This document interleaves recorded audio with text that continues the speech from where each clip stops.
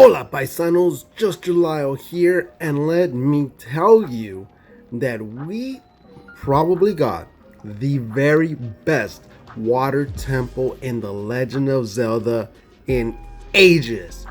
This was by far one of the best water temples that I can actively remember thinking about an original Zelda game that had a water temple did not make me want to just leave immediately and go into dry land. No, you see, this is amazing because this whole water temple sets you up in a great way. Because for those who played Breath of the Wild, which I know there's some of you that probably did, you're familiar that one of the best heroes that came out of this game was Sidon.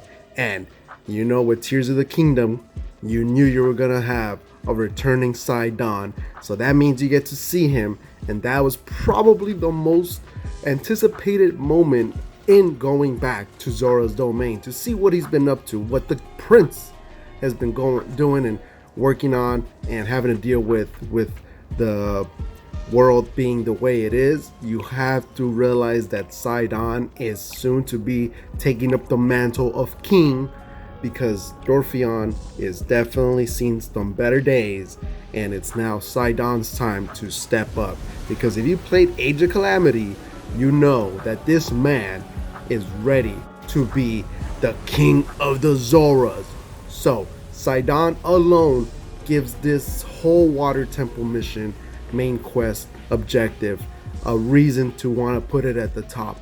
But there was a few instances that you really wanted to look forward to Zora's Domain, because if you're well aware, whenever you're traveling to these new provinces of Hyrule, you're coming across the various different species of Hyrule, which means you're helping out Zoras, which to me is always a good feeling. To me, my favorite species and races in Hyrule goes Ritos, Zoras.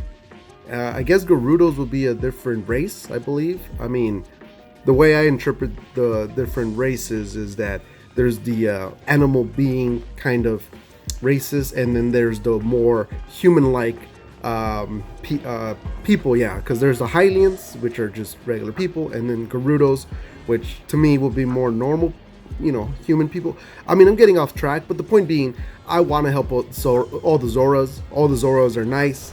They are all water-based and amphibian creatures, and they all just, want to live their life fishing, and I want to buy their fish, and we want to eat fish together. And wanting to help out the Zoras is always a good feeling. So knowing that Zora's Domain is being covered in sludge, I know this might be a little bit of an environmentalist in me speaking a bit, but seeing all that sludge just makes me want to just clean up anything and everything that is surrounded in water. I want to clean it up. I want to throw away anything. I just kind of recently saw Spirited Away too, which got me thinking that Zora's Domain is being filled with this evil sludge goo, and it's because of the spirits that you gotta go and clean it up, which means you gotta cleanse oneself, which means you're cleansing others, which in turn allows you to become a better person because you're cleaning up the sludge that people left behind. So clean up after yourselves. Do not leave any sludge in the water systems, because there are potential Zoros out there who are in need of not being covering up their gills with all this sludge and goo. But let's face it, that the sludge is probably the biggest obstacle in Zora's Domain, which isn't too much of a gameplay mechanic moving forward, but is definitely one that you feel the effects. If sludge does invade the Zora's Domain, it would be a huge detriment to their ecosystem. So being able to clean them up and just get rid of the sludge makes you feel like a better Hylian, and it makes you feel like a better person knowing that you're contributing in this world. So you face the sludge and you realize that this objective is in their way and in your way and allowing you to help, you get rewarded. In one of which you get Zora's armor, which allows you to traverse the waterfalls just like Breath of the Wild. But something about it in Tears of the Kingdom feels significantly better. It's just everything just feels like the waterfalls here, being able to navigate the different waterfalls. I think in Breath of the Wild, you realistically could only traverse waterfall to waterfall in Zora's domain. I can't think of too many instances where you could have done that in the world of Hyrule, but in Tears of the Kingdom, with the different aspects of the islands, being able to drip down waterfalls from way above and having to use Zora's ability of swimming up waterfalls makes you feel so much more powerful here in Tears of the Kingdom, and going through waterfall to waterfall, cascade to cascade. It just allows you to feel like you're so much of a Zora, and it feels like the potential of being a Zora is much more expansive, knowing that you can reach up in the sky above. So that alone makes you feel amazing. You get to go and traverse the waterfalls, and you feel like this is only the setup for the water temple, because when you find out that you have to figure out the different shapes in this zero gravity like environment of seeing all the different pieces of structure that make up a water droplet, was probably the smartest I've ever felt in a Zelda game. I mean, solving puzzles and not relying on online guides makes you feel pretty smart. But when you figure something out on your own that is relatively easy, but you just gotta look for it, and when you look for it, you feel like you're just a genius. That's when you know Nintendo's at its best. When they are able to give you a simple kind of answer to a question that you might not necessarily see it if you're not looking at it at the right way. You know what I'm talking about? If you look at it the right way, you see it immediately and you feel smart about it. But at the same time, you kind of go, wow, I can't believe I didn't see it right away. But the droplet setting up the temple was a fantastic way to set that up.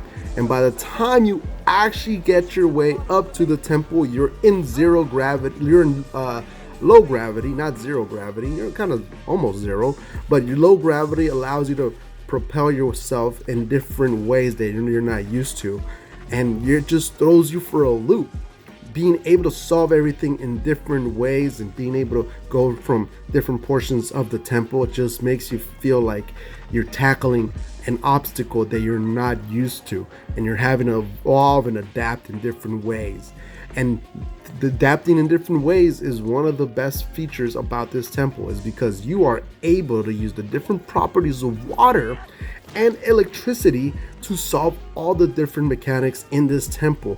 The electrical involvement makes you feel like you're some sort of scientist.